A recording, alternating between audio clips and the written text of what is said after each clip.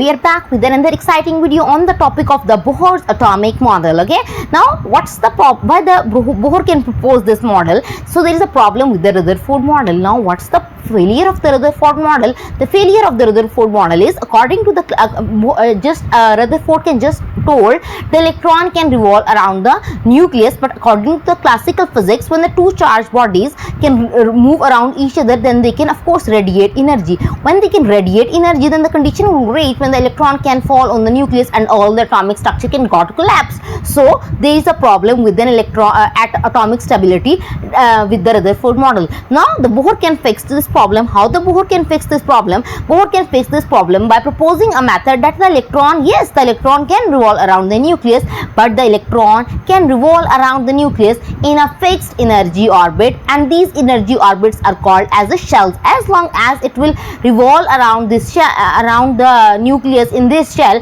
it will not radiate energy. That means now the atomic structure is quite stable. Okay, now the question is arising, why, what happened, what is the all the shells can have the same energy? No, all the shells don't have the same energy. But there is one thing, that all the electrons present in a single shell have the same energy. Now if all that they have don't fixed energy, then what's the what is the trend?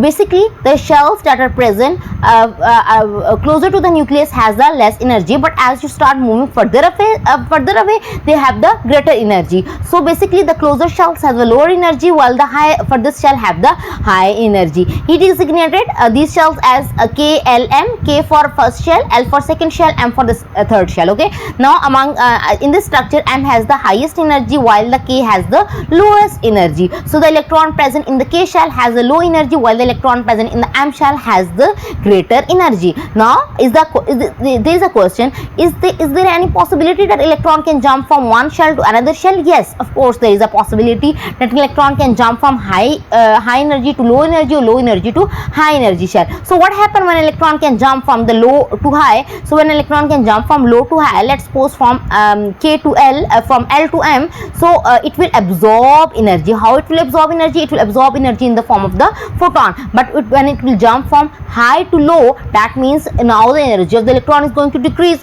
For that it will radiate energy. And how it will radiate energy? It will radiate energy in the form of the photon. So yes, there is a possibility that electron can jump from low to high or from high to low, either by absorbing or releasing energy, depending upon what electron is actually doing. But there is one major thing that you need to know, that electron can always be exist in the orbits